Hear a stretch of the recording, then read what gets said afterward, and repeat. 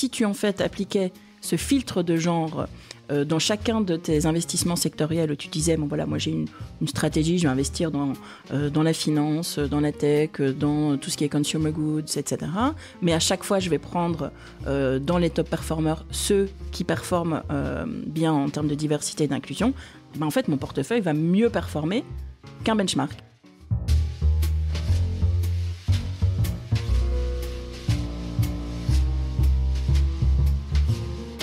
Salut, je suis Mathieu Stéphanie et je vous présente La Martingale, un podcast qui vise à explorer le monde de la finance personnelle pour comprendre comment gagner à tous les coups, qu'on ait 200 € par mois à investir ou 5 millions sur son compte en banque. On va pas se mentir, c'est un peu ambitieux, mais les faits sont là. Jusqu'à maintenant, j'ai pas pris le temps de m'intéresser à tous ces sujets et il est temps que ça change. Alors abonnez-vous, des éclairages gratuits, ça commence par là. Nous sommes partis pour ce nouvel épisode. Je suis super content avec ton beau t-shirt, sweatshirt d'ailleurs. Hein, tu m'as dit, on va les embrasser d'ailleurs parce que tu me parlais de kimono et que tu avais découvert sur Génération du Turcel, je crois. Ouais, exactement. Et voilà, et donc je me disais qu'il était beau ton. Alors il y a marqué dessus, pardon, Gaël Hague. Salut Gaël. Moi je parle avec toi depuis 5-10 minutes, donc je te présente quand même à tout le monde. Marqué dessus Capitana et je me posais la question, Capitana. Alors j'ai 3 vagues, une vague elle est rose ou elle est rouge? Ah, elle est rose-rouge, ouais. Rose-rouge. Je voulais éviter de tomber dans le cliché, hein, tu vois. Mais tu vois, nous aussi, mais on l'assume quand même. Et 2 roses noires. Et Capitana, pourquoi? Et 2 roses, et ces 3 vagues, pourquoi? Pardon? Alors, écoute, Capitana, l'objectif, c'est d'être la meilleure amie financière, notamment des femmes, pas que, mais on a un focus en particulier sur les femmes et les encourager, les accompagner dans leurs premiers investissements et dans leurs investissements tout court. Et donc, Capitana, capitaine au féminin. Ça marche, je trouve que c'est une belle marche. Je trouve que c'est assez explicite. Et puis, le monde marin est assez complémentaire avec le monde de l'investissement. Voilà, il faut toujours garder le cap. Très bien. Donc, ces trois vagues. Et pourquoi il y en a qu'une qui est rose-rouge alors? Écoute, parce qu'on est complètement dans l'inclusion, c'est-à-dire qu'on se concentre sur les femmes parce que il y en a très peu qui s'identifient en fait en tant qu'investisseuses. Il y a que 10% des femmes qui investissent aujourd'hui, mais on n'est pas du tout une plateforme qui dit on va servir que les femmes. Non, pas du tout. On est dans une logique où pour nous l'idéal ce serait d'arriver à 50-50 sur notre plateforme, d'avoir 50% d'investisseuses et 50% d'investisseurs, et on est juste conscient qu'on doit faire un effort d'éducation, d'évangélisation et d'identification encore plus important pour arriver à ces 50% de femmes. Moi, j'adorerais avoir 50% d'auditrices aussi, tu vois. Alors, j'en ai pas mal. En vrai, hein, je te le disais, on est plutôt dans la zone des 35%, ce qui est beaucoup dans la finance perso. Mais voilà, donc je lance cet appel. Alors déjà, juste pour une chose précise, parce que justement, en préparant cet épisode, on s'est dit on va pas faire un épisode pour les femmes, parce que justement, je n'ai que 35% de femmes et je veux absolument que cet épisode soit intéressant et enrichissant pour les 65% d'hommes restants. Et vous allez voir, il va l'être. Et plein de bons enseignements, c'est ce que nous a préparé Gaël. Mais en revanche, à tous, moi, je lance ce message, cette bouteille pas la mer, quoi. Je la lance beaucoup plus, plein de bouteilles. Voilà, dites-le, mais il faut intéresser. J'ai déjà dit, je le disais beaucoup en fin d'année dernière, mais je le redis, les femmes à l'investissement pour le bien de tous, d'ailleurs, pour le bien des hommes aussi, mais aussi surtout le bien des femmes. Je voyais des statistiques, je crois que ça venait peut-être de chez toi, hein, mais que en fin de carrière, une femme a un patrimoine de 40% moins élevé que celui d'un homme. Exactement. C'est n'importe quoi. Et en fait, quand je dis que c'est aussi, alors on y viendra hein, d'ailleurs pour le bien des hommes, d'ailleurs en termes d'investissement potentiellement, mais aussi en termes de, je veux dire, est-ce que tu veux vraiment avoir, tu vois, de vie perso, quoi. Est-ce que tu veux vraiment avoir un conjoint qui reste avec toi parce qu'il a un patrimoine moins important que toi? Je pense que c'est pas une très très bonne, une chose très très saine, quoi, en fait. Hein. Écoute, je suis ravie que tu le mettes comme ça, parce que moi, ce que je dis toujours, c'est finalement ton indépendance financière, homme-femme, c'est ta liberté de choisir. La liberté de choisir avec qui tu veux être, les raisons pour lesquelles, ton job aussi, hein, de pas prendre un job alimentaire dans lequel tu t'ennuies de 9 à 5, d'avoir cette liberté de pouvoir choisir la vie et de la mener à tes propres termes. Et pour ça, il n'y a rien à faire. On est dans une société où l'argent est le prix de la liberté. Et l'investissement, c'est la seule chose finalement qui te permet de faire travailler ton argent pour toi plutôt que de toi devoir travailler pour l'argent. Donc, homme, femme, je pense que c'est assez universel de vouloir reprendre cette liberté, et en particulier dans les conditions du monde actuel. Voilà. On va parler aujourd'hui, et justement cet épisode, il a vraiment cet objectif de gender lens investing, donc gender, le genre, lens, la lentille, l'objectif, enfin, par quel prisme on va regarder, et l'investissement. Donc l'investissement... investir avec une optique de genre. Bravo, voilà. J'ai essayé de trouver une traduction. GLI, sinon Genderless Investing. En intro, avant de te laisser... fin d'intro d'ailleurs, on a déjà bien entamé l'intro, mais nous expliquer comment tu vois tout ça. Moi, je vais t'expliquer ce que je vois là-dessus et pourquoi je voulais en parler avec toi. Ce que je vois, c'est que on a une tendance à toujours vouloir investir dans les choses qu'on connaît. Et c'est normal, et d'ailleurs c'est mieux, parce que on dit souvent, tu vois, aller investir si tu habites dans, je sais pas moi, on a fait un épisode récemment avec enfin, plein d'ailleurs, mais donc des investisseurs dans l'immobilier, si tu habites, tu vois, à Caen et que tu vas investir à Strasbourg et que tu connais pas du tout Strasbourg, ben c'est pas forcément une bonne idée déjà, parce qu'il y a des chances que tu te fasses bien arnaquer au passage, tu t'achètes pas au bon endroit, au bon truc, au bon prix. Donc voilà. Mais à un moment, si tu n'ouvres pas, et moi c'est ce que j'aime dans l'investissement finalement, un peu tes chakras, et que tu vas pas aller chercher de nouveaux univers, bah tu finis par investir. Moi je suis un homme blanc de 42 ans, que dans des trucs d'homme blanc de 42 ans. Or il se passe d'autres choses, tu vois. J'ai fait des épisodes récemment sur le NFT. Le NFT, ça vient quand même de souvent plus jeunes. Alors moi, je suis très impliqué dans le digital, ça me plaît, mais de gens qui arrivent à voir des trucs qui sont quand même, tu vois, une propriété d'objets digitaux. Enfin, c'est quand même partir dans un truc. Les gens de mon âge, alors et au-delà, et qui sont ceux qui ont de l'argent d'ailleurs, hein, parce que en fait, l'argent est détenu par plutôt des hommes de plus de 40 ans, en vrai, malheureusement, mais c'est comme ça encore. Eh bien, alors, le fait qu'ils soient plus âgés, malheureusement que ce soit des hommes, ça c'est sûr, qu'ils soient plus âgés, c'est juste qu'il y a un moment où tu gagnes pas grand-chose. Voilà, oui. T'accumules, si t'as bien fait ton travail et que t'as bien écouté la martingale et que t'as commencé à 20 ans et qu'à 40 ans, bah t'es plus riche qu'à 20 ans, c'est normal. Si t'as écouté la martingale, ça arrive même plus tôt. Exactement, t'as stacké comme on dit. Mais en l'occurrence, voilà, c'est ouvert à tous les genres désormais. Mais donc tu as cet argent, à un moment, il faut juste te dire, est-ce que je veux l'investir que dans des choses de gens comme moi, ou je veux aller aussi explorer d'autres univers, d'autres pays? Est-ce que je veux aller explorer d'autres genres, d'autres typologies de personnes? Est-ce que je vais aller en Afrique, en Australie, en Chine? Est-ce que je vais aller investir chez des femmes, tu vois, par exemple? Quelle idée, investir. Voilà, et donc j'aimerais justement comprendre un peu avec toi, est-ce que du coup c'est sous-investi? Parce que si les gens investissent moins chez les femmes, a priori dans le monde il y a quand même plus d'une personne sur deux qui est une femme, un peu plus. Donc c'est peut-être pas con d'y réfléchir. Si on investit plus chez les hommes, c'est peut-être pas forcément toujours une bonne idée. Donc il y a peut-être des opportunités déjà.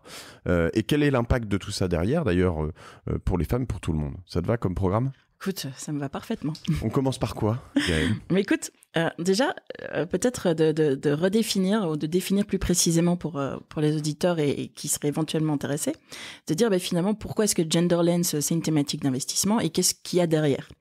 Et en fait, quand on a préparé ce podcast, tu me disais, in fine, le podcast s'appelle La Martingale, donc il faut que on parle aussi de rendement et d'intérêt finalement pour les investisseurs, d'intérêt financier.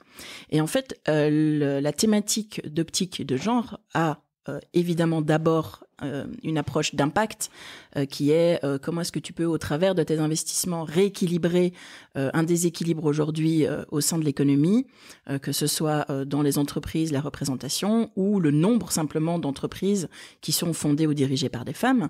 Donc tu peux, si tu as une casquette d'investisseur à impact, déjà vouloir investir juste pour ça. Maintenant, si tu es un investisseur normal, tu cherches aussi du rendement, ce qui est, on va dire, la première raison pour laquelle beaucoup de gens font travailler leur argent. Et en fait, la raison pour laquelle la thématique d'investissement avec une optique de genre ou gender lens commence réellement à accumuler des actifs et à devenir intéressante pour un nombre grandissant d'investisseurs, c'est parce qu'il y a beaucoup d'études, d'articles qui ont été publiés sur, on va dire, les 5-10 dernières années, qui tendent à démontrer que quand tu as une plus grande diversité dans les entreprises, tu as également une meilleure performance. Donc, notamment, tu as une étude de McKinsey qui a étudié, on va dire, plusieurs centaines d'entreprises et qui a démontré que par secteur, pour un secteur donné, les entreprises qui étaient dans le top quartile en termes de diversité et d'inclusion avaient 25% de chances en plus de surperformer la performance moyenne du secteur. Donc ça veut dire que tout en ayant un portefeuille diversifié, en théorie, parce qu'il y a toujours après des subtilités dans la pratique, en théorie, si tu en fait appliquais ce filtre de genre dans chacun de tes investissements sectoriels où tu disais, bon voilà, moi j'ai une stratégie, je vais investir dans la finance, dans la tech, dans tout ce qui est consumer goods, etc. Mais à chaque fois, je vais prendre dans les top performers ceux qui performent bien en termes de diversité et d'inclusion. Et ben en fait, mon portefeuille va mieux performer qu'un benchmark. Donc si tu rajoutes un critère, une première couche, tu vas avoir une première couche qui est ma thèse, c'est la tech, le Web3 et l'impact, et que derrière tu mets une deuxième couche qui est de dire dans tous les investissements dans ces 3 domaines, je vais en plus rajouter un critère pour au moins 25 ou 50% de mes investissements qui sont, je veux être certain que ces personnes ou les endroits où j'investis respectent des critères d'impact, de diversité. Eh bien, tu augmentes énormément tes chances de performance. Voilà. C'est hyper intéressant. Et ça veut dire quoi la diversité ? Alors, c'est là où c'est intéressant. Donc, si tu prends cette première approche qui est de dire n'importe quelle société cotée en fait peut être screenée sur ces critères, et donc je vais faire le choix pour ça. Tu as des entreprises et des indices qui se sont spécialisés justement dans l'analyse de la diversité et de l'inclusion au sein des sociétés. Une des plus connues s'appelle Equileap, et donc elle publie énormément de choses gratuitement sur son site, donc equileap.com. Et notamment un rapport annuel où elle publie le top 100 des entreprises cotées au monde qui ont le meilleur score en termes de diversité et d'inclusion. Ils ont leur propre modèle de notation, si tu veux, et d'analyse, 35 points, 19 critères, mais globalement, tu as 4 grands métacritères, si tu veux, qui sont l'équilibre de genre au travers des strates décisionnelles, donc à la fois au niveau des prises de décision, mais également dans le reste de l'organisation, puisqu'on sait que au plus tu descends dans une organisation et au plus tu as de diversité, puisque les jobs qui sont moins exécutifs... On va pas non plus faire monter les gays et les femmes, tu vois, c'est quand même un peu... Faut pas déconner. C'est bien déjà de les employer. On est d'accord, oui, écoute, je ne commenterai pas. Très sarcastique, hein, voilà. Je sais. Non, je précise parce que... Hein. Écoute, d'ailleurs, il y en a pas 10 qui feront un podcast sur le genderless investing, Mathieu, ouais, donc bien, pas de souci. Le deuxième critère, c'est le critère du salaire. Donc, est-ce que à travail égal, contrat égal, un homme, une femme sont payés de la même manière?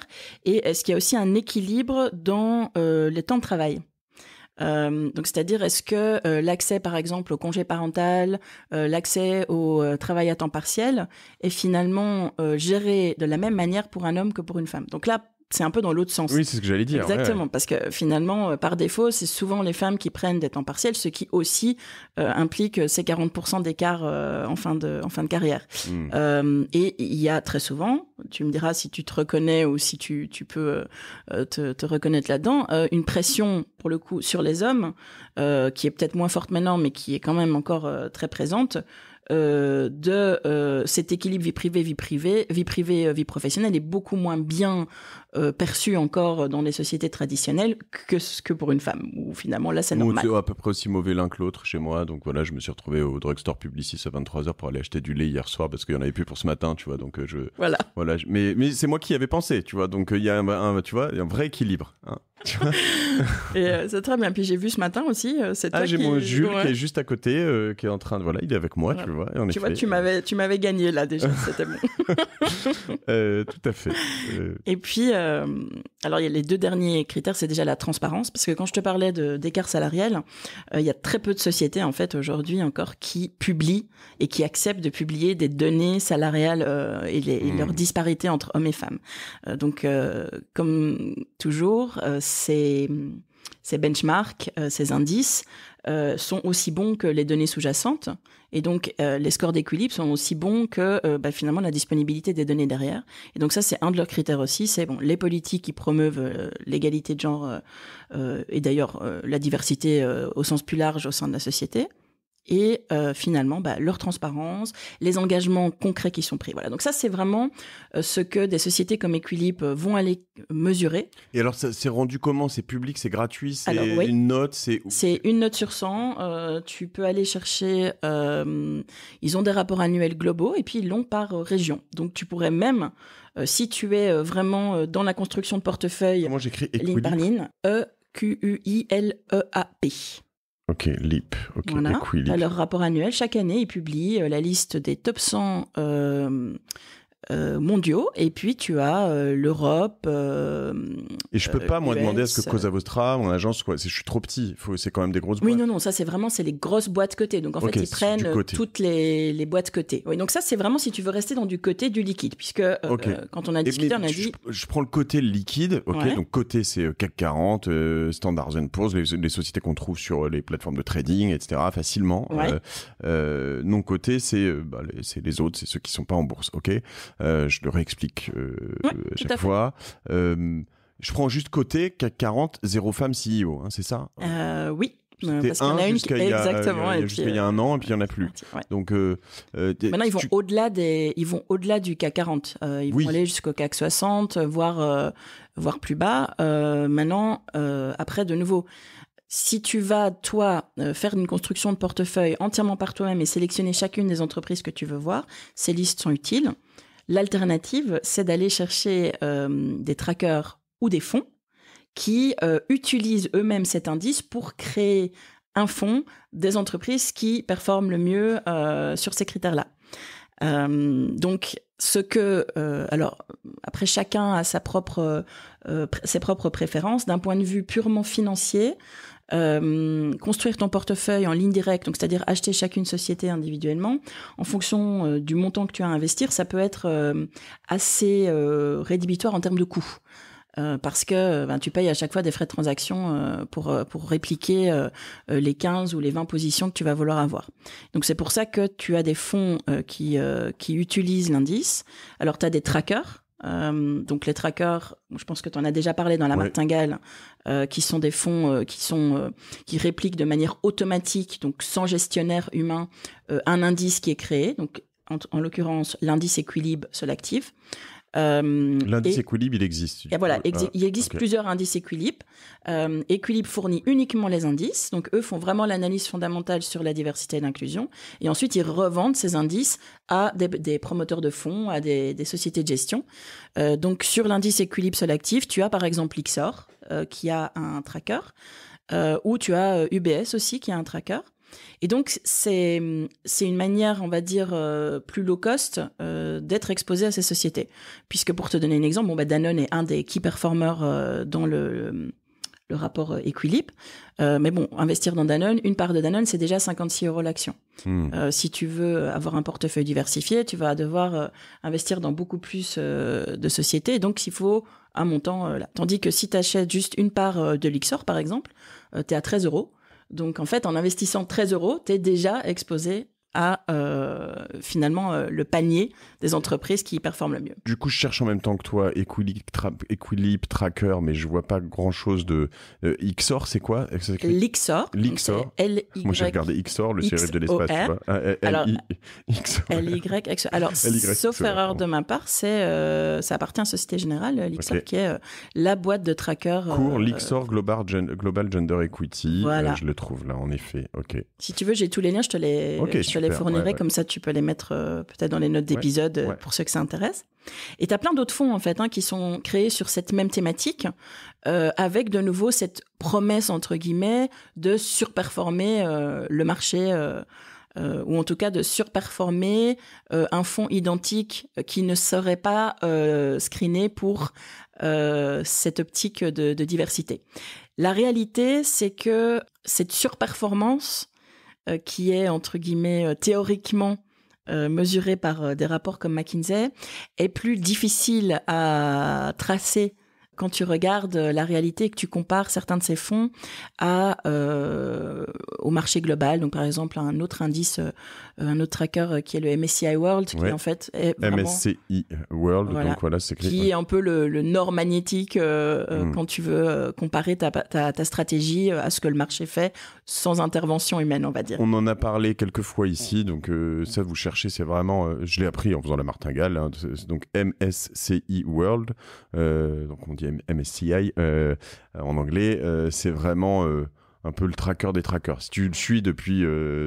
alors ça prend quoi, les 1000 plus grosses ou 1000... Je pense que c'est les 500 si je ne me trompe pas. Okay. Mais grosse société au monde en fait, c'est ça. Et donc, dans un tracker comme ça, en fait, si tu suis ça, de toute façon, celles qui baissent, elles sortent des 500, donc tu ne prends mécaniquement que celles qui grossissent, donc a priori... Les plus grosses capitalisations boursières. Après, il y a une grosse surpondération sur les États-Unis, puisque les capitalisations boursières des sociétés américaines sont beaucoup plus grosses. Donc nous, on préfère, quand on fait nos portefeuilles, utiliser MSCI World, mais aussi le MSCI Europe, ce qui nous permet finalement de remonter la part d'Europe dans nos portefeuilles, parce qu'on est quand même des investisseurs européens. Et qu'on n'a pas forcément envie d'être exposé au taux de change trop non plus. Il y a un truc intéressant dans ce que tu dis, juste parce que quand on comprend un peu donc, comment fonctionnent ces indices, y compris le CAC 40, dès que tu sors par exemple du CAC 40, dès que tu baisses un peu, tu vas sortir, ta valorisation baisse un peu, tu vas sortir potentiellement du MSCI World, du CAC 40, de plein d'autres indices, de plein d'ETF, de plein de choses, et donc mécaniquement, alors que en fait de manière asymétrique, alors qu'en fait t'as pas tant baissé que ça ton chiffre d'affaires, t'as pas tant, voilà, tu sors de plein de trucs et ta valeur s'effondre.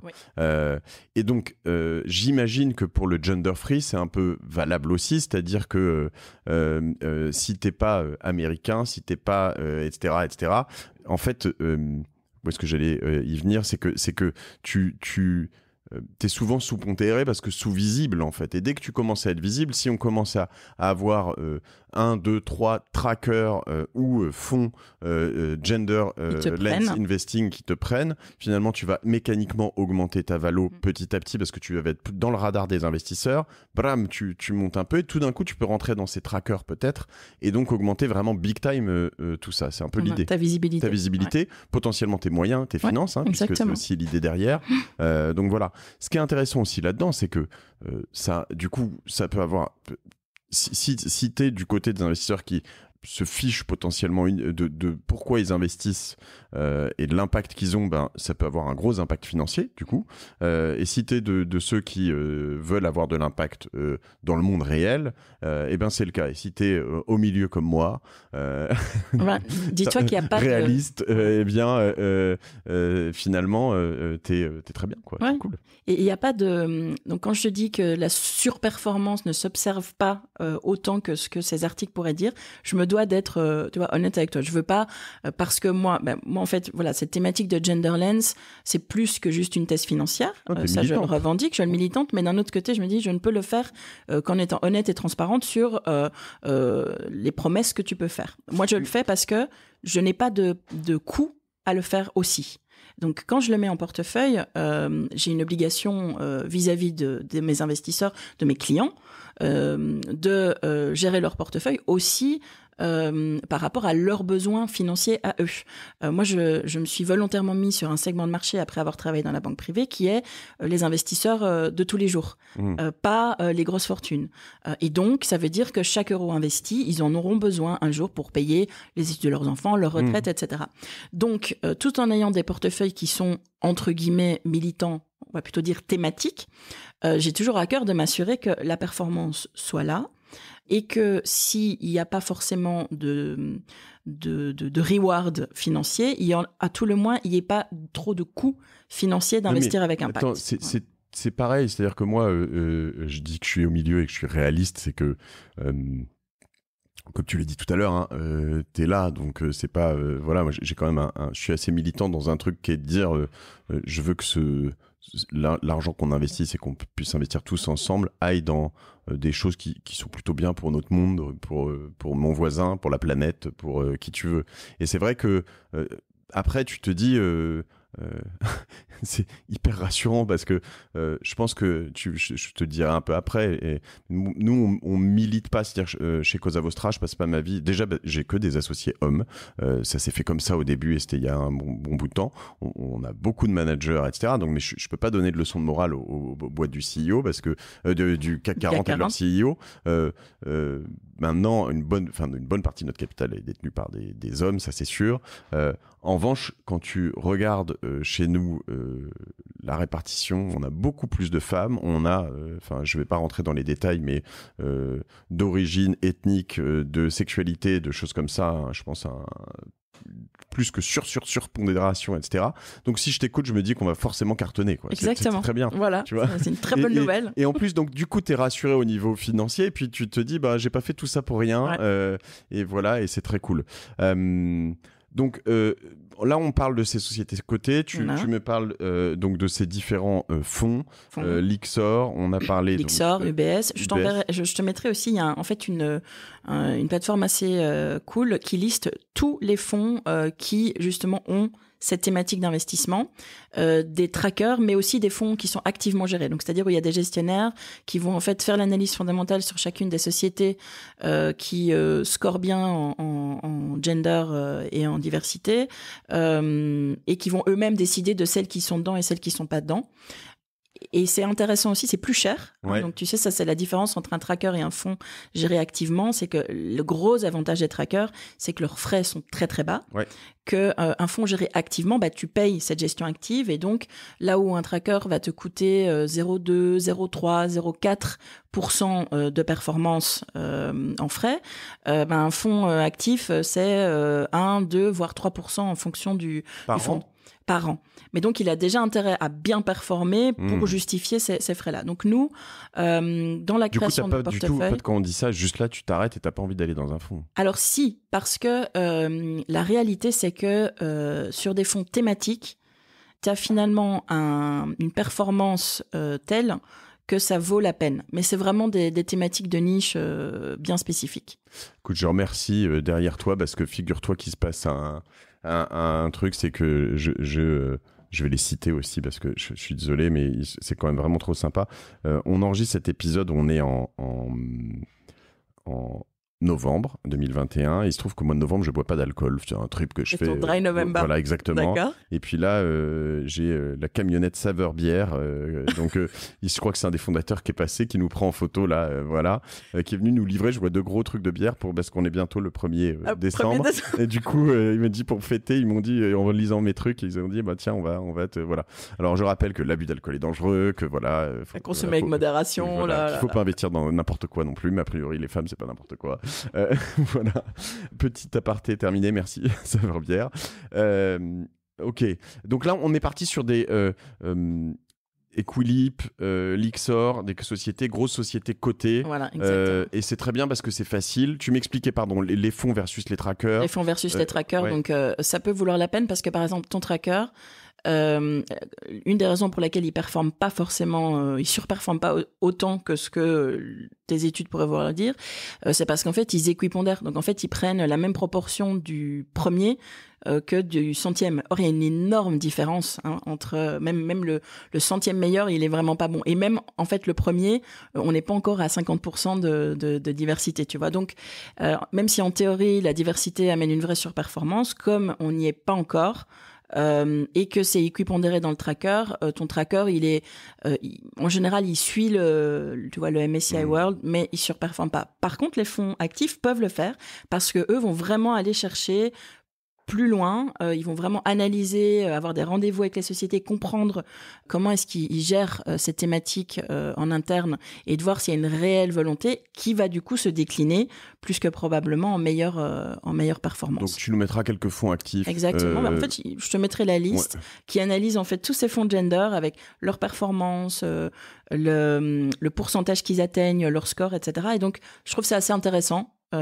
Et tu peux faire ton propre choix. Et dans les trackers, il y a quand même j'en reparle, mais je sais pas si je sais pas si tout le monde est à l'aise avec ça ou si j'ai raison ou tort, mais du peu que je connaisse, il y en a qui sont pas du tout des trackers organiques, c'est-à-dire qu'ils répliquent un cours, je te vois dire oui, donc j'ai pas tort a priori complètement, mais du coup ils investissent pas du tout dans les sociétés qui ont de l'impact ou des choses comme ça. Ils vont investir. Entièrement raison. Okay. Tu as des trackers synthétiques ou des trackers physiques. Ton tracker physique, il fait ce qu'on lui demande de faire, c'est-à-dire qu'il investit effectivement dans les sociétés de l'indice. Par contre, ton tracker synthétique, il te garantit la performance de l'indice. Et en fait, il investit dans un panier d'actions, quel qu'il soit, on va dire ça comme ça, et il a un contrat avec une contrepartie de swap de performance, où il dit, mon panier d'actions dans lequel j'ai investi l'argent des clients, il va avoir sa propre performance, et à tout moment, je vais swapper, donc échanger la performance de mon panier d'actions contre la performance de l'indice que je suis.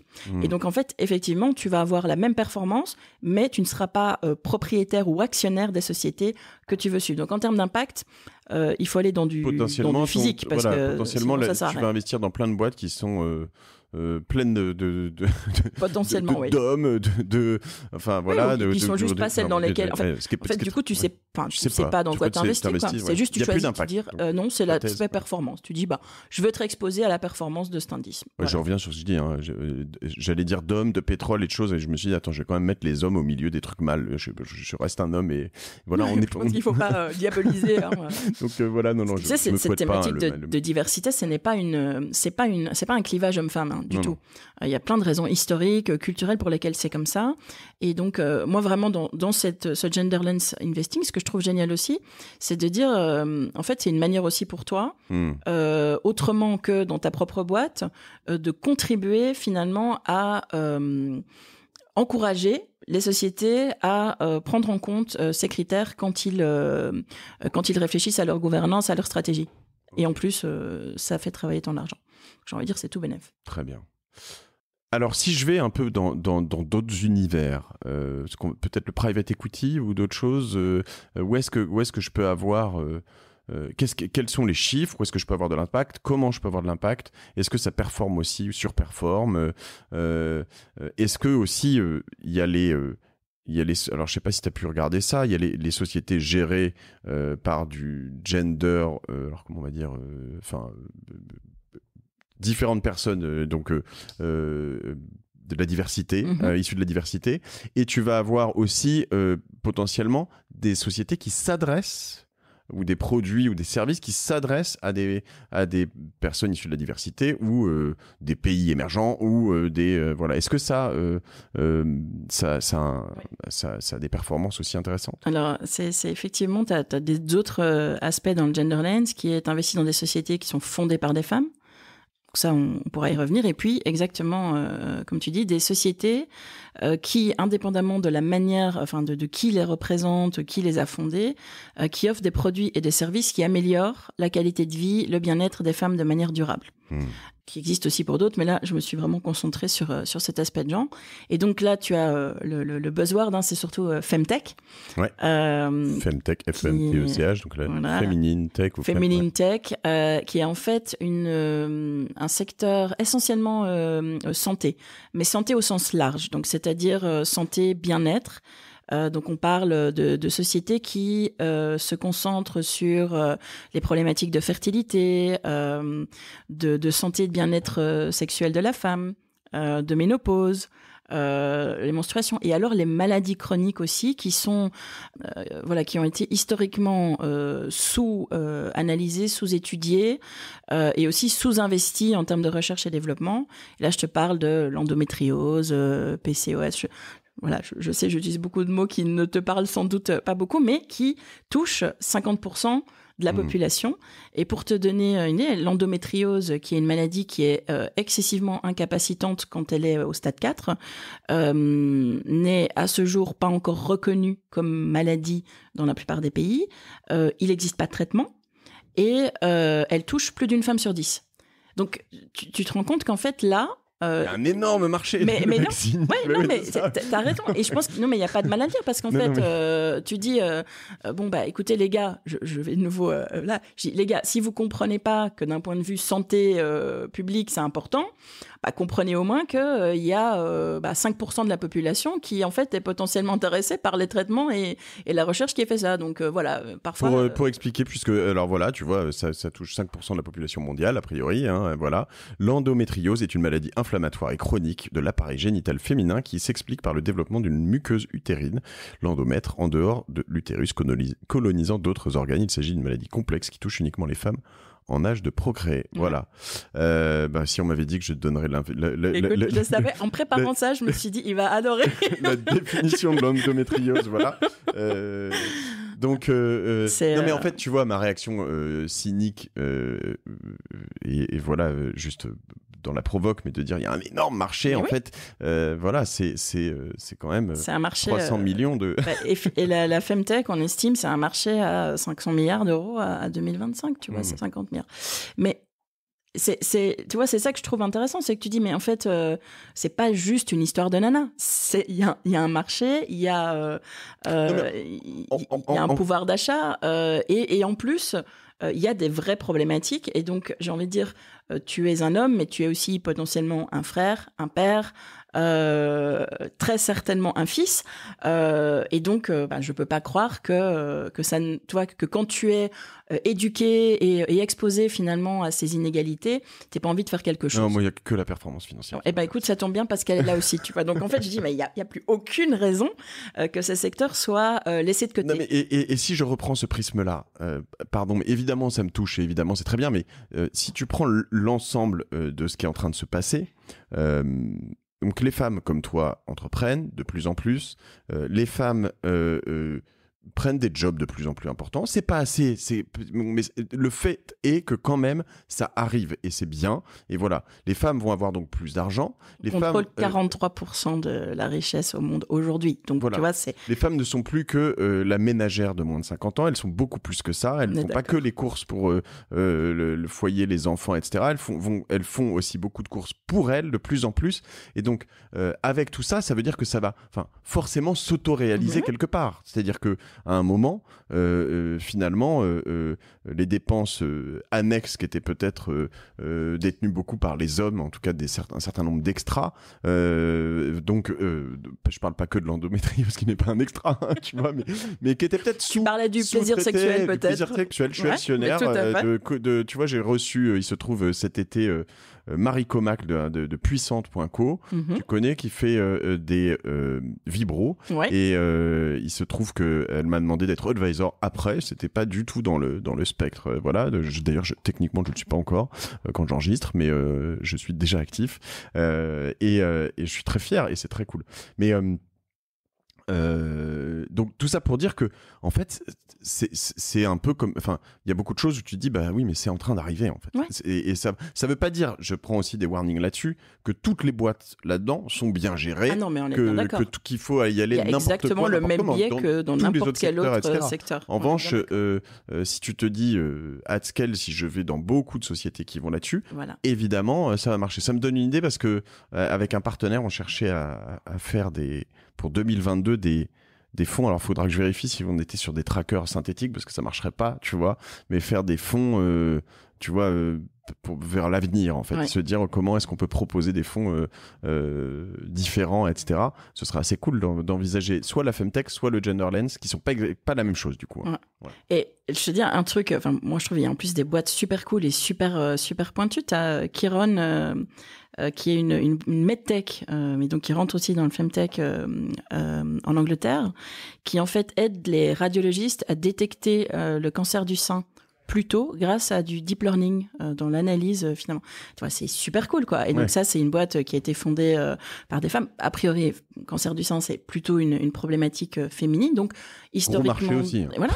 Et donc, c'est des boîtes qui, en plus, sont ultra techy, ultra pointues.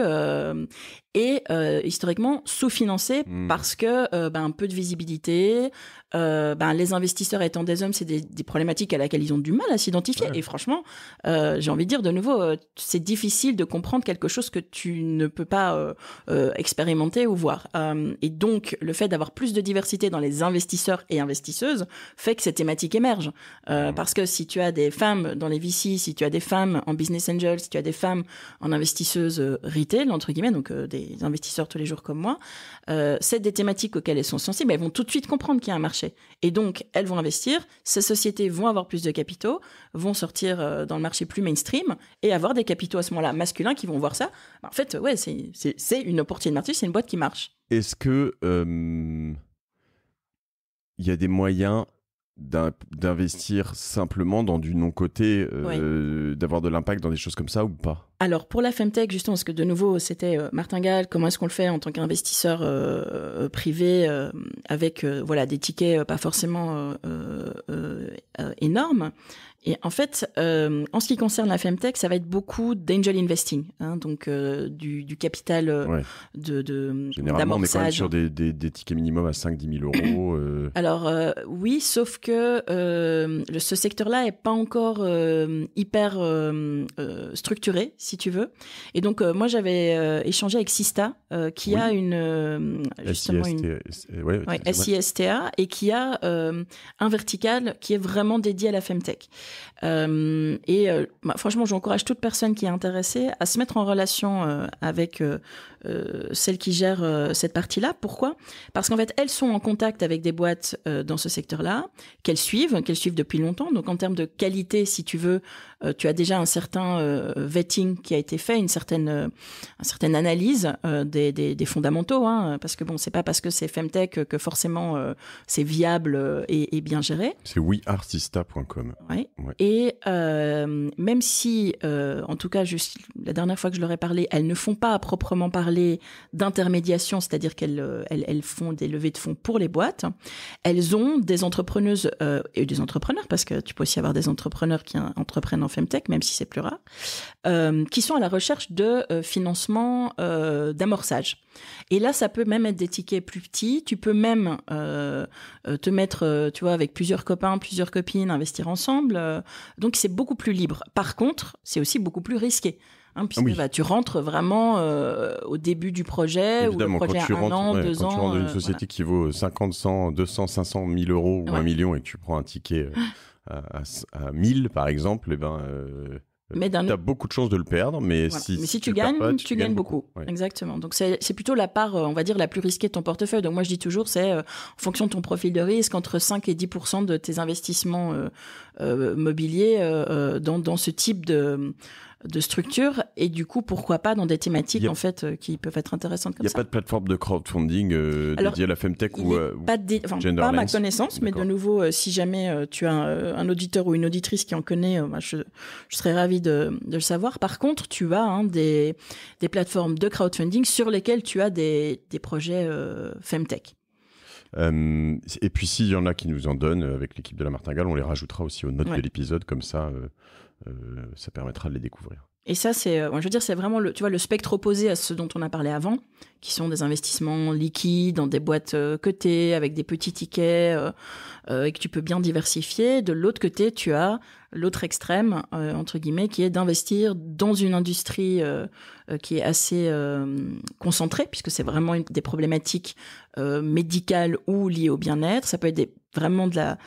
D'ailleurs, il y a dans certaines Femtech, c'est des processus de recherche et développement qui peuvent être assez longs, puisque dès que tu es dans par exemple des nouveaux traitements, tu as tellement de phases, tu sais, de tests avant que ça puisse sortir. Tu peux tout à fait investir dans une société qui en fait va mettre 3 ans, voire 4 ans à sortir son premier produit. Donc ça aussi, il faut que faut que tu t'informes un petit peu et en fonction de ton background et du temps que tu es d'accord d'investir, de rester sur des boîtes qui ont peut-être des modèles économiques qui sont un peu plus simples ou un peu plus proches de ce que tu peux connaître, tu vois, parce que investir dans de la pharma, de la biotech, c'est des choses déjà qui sont peut-être plus pointues, puis avec des cycles aussi complètement différents.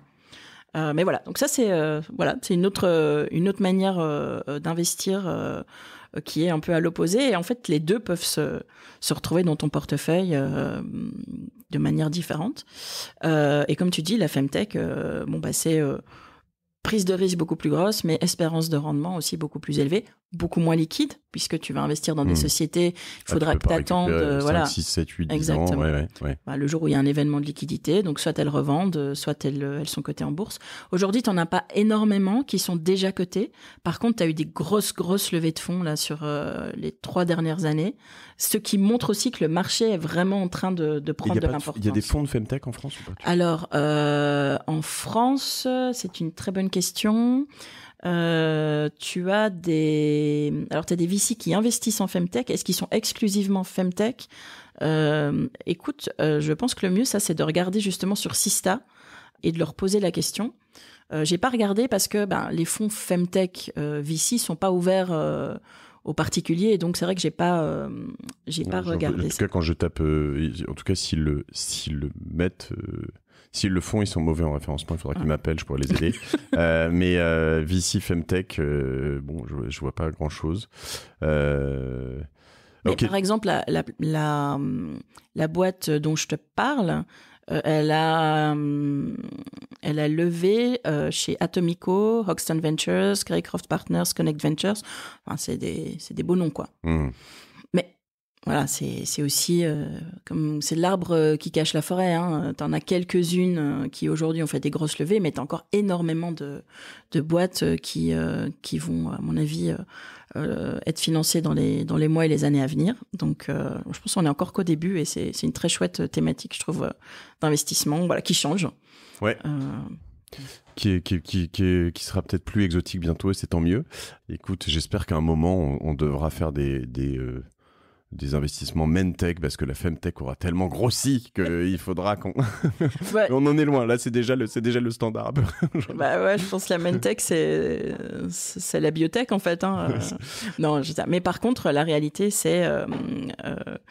il y a aussi beaucoup de boîtes qui se concentrent sur la détection, enfin le diagnostic de maladies qui touchent autant les hommes que les femmes, mais qui sont nettement moins bien diagnostiquées auprès des femmes qu'auprès des hommes. Pourquoi ? Parce qu'en fait, les tests et les études sur cette maladie ont été faits sur des patients essentiellement masculins. Et la raison, elle est assez simple et relativement objective, c'est-à-dire que pour tout ce qui était test clinique, jusqu'à il y a très récemment, les femmes n'étaient pas, toute femme qui était en âge d'avoir des enfants, en fait, n'était pas incluse dans les tests cliniques, pour éviter d'avoir des problèmes potentiels sur les enfants futurs. Et en fait, il se trouve que, par exemple, quand tu fais un AVC, quand tu fais une maladie, enfin, quand tu as un arrêt cardiaque ou un infarctus, eh bien, les femmes n'ont pas les mêmes symptômes que les hommes. Et donc, quand elles arrivent aux urgences, elles sont moins bien diagnostiquées et un temps beaucoup plus long qui est vital, qui leur permet. Et donc, il y a des boîtes qui maintenant sont aussi concentrées là-dessus pour réduire ce biais. Et la tech étant quand même, récente, l'évolution, alors, il y avait de la tech dans les années 60 et 70, mais je veux dire, depuis début 2000, ça a vraiment pris une ampleur phénoménale. On se rend compte dans plein d'univers, justement, de l'ingénieur de moins de 30 ans tech de la Silicon Valley, qui est quand même qui a un impact sur le monde gigantesque, en tout cas sur le monde occidental aujourd'hui, c'est généralement un homme, et sur plein d'univers on s'est rendu compte qu'en effet ne serait-ce que les infos que vont te donner des réseaux sociaux, Facebook, Insta, Twitter, etc., elle est complètement biaisée en fait. Et donc du coup tu te dis, dans tous les autres univers, là tu viens de le dire sur du diagnostic, finalement il y y a des choses qui vont probablement se corriger puisqu'on s'en est rendu compte. Et c'est important de le corriger parce que t'adresses mal, encore une fois, la moitié de la population, quoi. Donc, ok, j'ai l'impression d'avoir trouvé une pépite aujourd'hui, c'est cool. Écoute, martingale. Très cool, on a abordé à peu près tout ce qu'on voulait aborder. Je pense, écoute, sauf si tu avais d'autres questions. En tout cas, j'espère avoir donné déjà quand même une bonne matière et d'être suffisamment concrète pour que les personnes qui gèrent eux-mêmes leur portefeuille puissent vraiment avoir un plan d'action. Très concret. Moi, ça m'a donné plein d'envie et d'idées. Donc, vraiment, merci beaucoup. Mais j'ai encore plein de questions. Alors, pars pas tout de suite. Déjà, où est-ce qu'on te suit et on contacte LinkedIn? LinkedIn, c'est le. Voilà, Gaël Haag, donc H-A-A-G. On mettra évidemment les liens sur lamartingale.io. Juste. Capitana, je t'ai posé 2-3 questions, mais tu m'as pas expliqué vraiment ce que vous faisiez. Je suis désolé, je fais ça en fin d'épisode, mais bon, il était tellement passionnant que tout le monde est toujours là. Exactement. Comment est-ce que moi je peux avoir de l'impact avec toi? Est-ce que c'est plus, tu disais que c'était quand même un objectif d'être ouvert aux hommes et aux femmes. Exactement. Si l'investissement thématique te parle, tu es le plus que bienvenu. En fait, donc qu'est-ce qu'on est? Au départ, on est vraiment la meilleure amie financière des femmes, donc on a un biais, si tu veux, éducatif, évangélisation très fort. Et on a commencé par ça, mais il se trouve que je suis avant tout une financière, que j'ai travaillé en banque privée par avant, puis j'étais chez McKinsey à conseiller des banques privées encore avant, et que Capitana.app, c'est le résultat de ces 15 années d'observation où les femmes étaient absentes des parloirs dans lesquels il y avait les clients, sauf si c'était pour accompagner leur mari, on leur offrait un café et puis ça s'arrêtait là. Mais en fait aussi de cette conviction que tu peux à la fois réussir, c'est-à-dire faire fructifier ton patrimoine tout en ayant un impact positif. Ça ne doit pas s'opposer et il ne doit pas y avoir un coût. Encore faut-il le faire avec une vraie conviction. Et donc, c'est ce que j'ai développé avec ma super équipe là, sur ces 2 dernières années. Et là, dans les jours qui viennent, on lance notre plateforme de gestion, qui est une plateforme de gestion thématique. Donc, en fait, concrètement, tu arrives, tu me donnes tes objectifs de vie, parce que l'argent, finalement, c'est qu'un moyen d'arriver à des fins.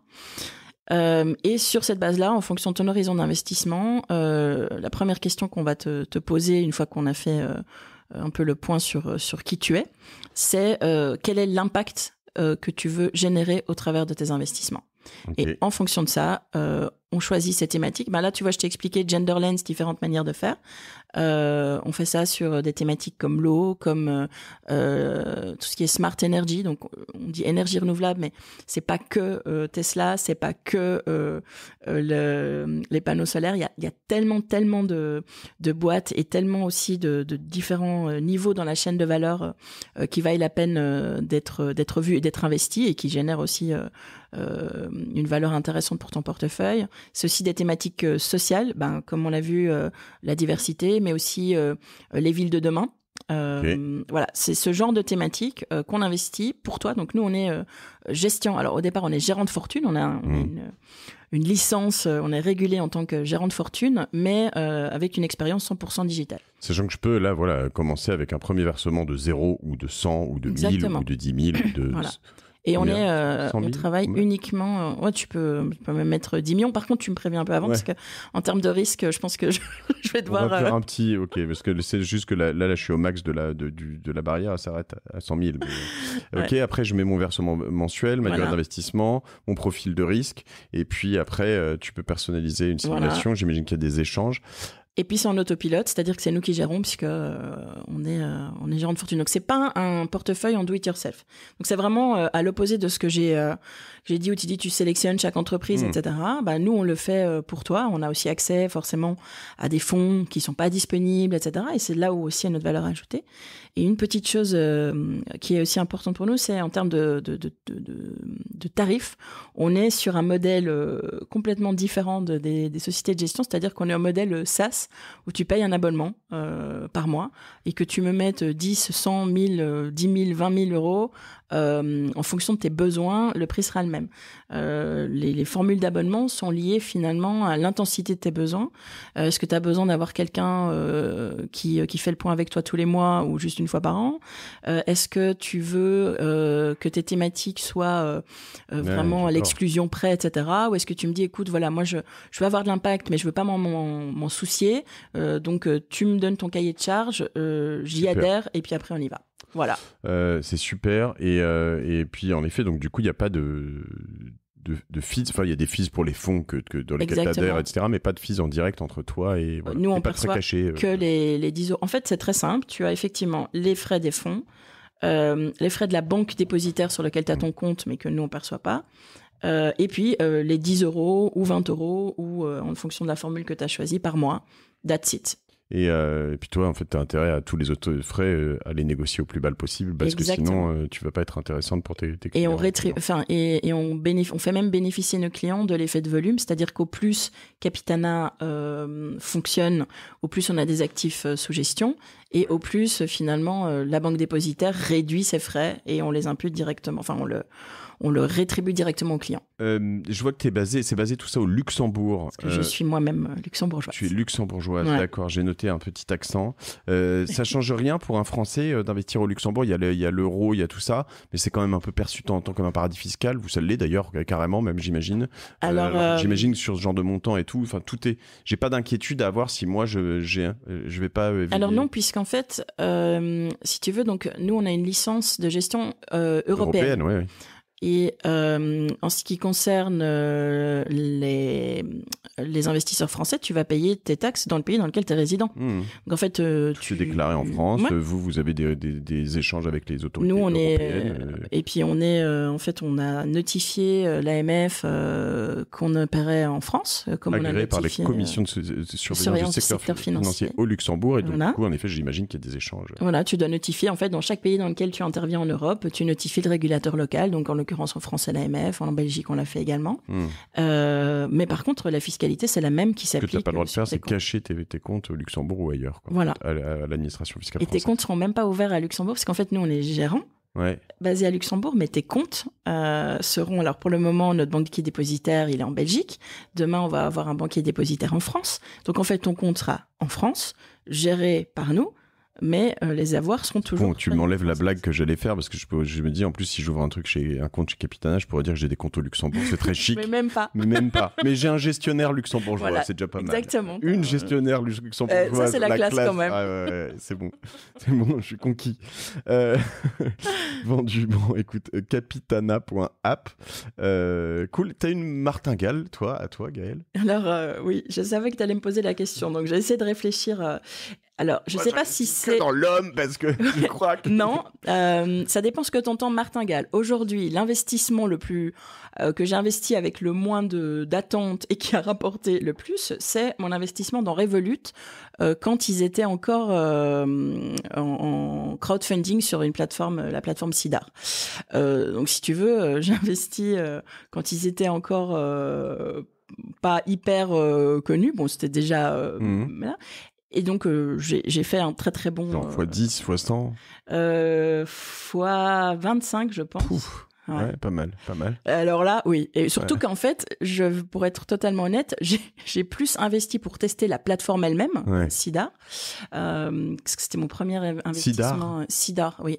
SEEDR. Ok, Sidar, ok, oui. Que vraiment par conviction pour Revolut, même si, voilà, connaissant la fintech, c'était entre guillemets un modèle dans lequel... voilà, je croyais, je pensais qu'il y avait du potentiel, donc c'est pour ça que je l'ai fait, mais voilà. Seedrs, ok. Seedr, oui. SEEDRS. Ouais, très bien. Invest Online Startup via Equity Crowdfunding. Ok, super. Exactement. Ok. Et sinon, écoute, je dois t'avouer que moi, je suis pas très tradeuse. Parce que non, mais attends, ta martingale, ça pourrait être, je sais pas moi, tu t'achètes et tu vends du mobilier de maison parce que t'adores ça, ou tu vois, non mais je sais pas. Non, moi je suis assez classique, j'ai des cryptos parce que je veux pouvoir... tu vois, je ne parle que de ce que j'ai testé. Okay. Donc voilà, j'ai de la crypto, j'ai de l'immobilier. Quelle crypto je suis très classique, je reste dans du Ether, Bitcoin. Alors non, j'avais un peu d'Engine parce que je trouvais que cette plateforme de gamer, voilà, ça c'est mon côté un peu geek. Je trouvais que c'était bon. Je ne suis pas certaine que ce fut une bonne idée. Que ce fut une bonne idée, mais elle est pas. Enfin voilà, c'est pas non plus une catastrophe. Et qu'est-ce que j'ai d'autre encore Oui, DOT, Polkadot. Voilà. C'est un peu mes cryptos. C'est surtout mon CTO qui est lui pour le coup un vrai fanatique. Donc il pourrait t'en parler pendant des heures. Donc en fait moi j'ai juste je l'écoute, je fais probablement 1/100 des choses qu'il me dit et puis je les garde et je n'y regarde plus. Et puis voilà, immobilier, Luxembourg a aussi des niveaux de valorisation qui doivent être à peu près similaires à Paris, donc c'est des bons placements en termes de plus-value, mais par contre, voilà, c'était de nouveau, t'es assez illiquide, quoi. Ouais, et puis, l'entrepreneuriat, n'est-ce pas ? N'est-ce pas ? T'investis en toi. Voilà. C'est beau. Gaëlle Hague, écoute, je te remercie. Merci à toi. Un super épisode que je vous invite à partager à tout le monde et pas que à vos copines, mais aussi à vos copines et surtout, enfin potentiellement, parce que c'est bien une bonne parole à évangéliser. Et puis, je vous dis à bientôt sur La Martingale. J'espère te retrouver la semaine prochaine, Gaëlle, sur La Martingale. Mais bien sûr. Voilà. Et puis, vous tous, vous toutes, merci pour tout. Et puis, salut. Bonne fin d'année. Ciao, ciao. Bonne fin d'année.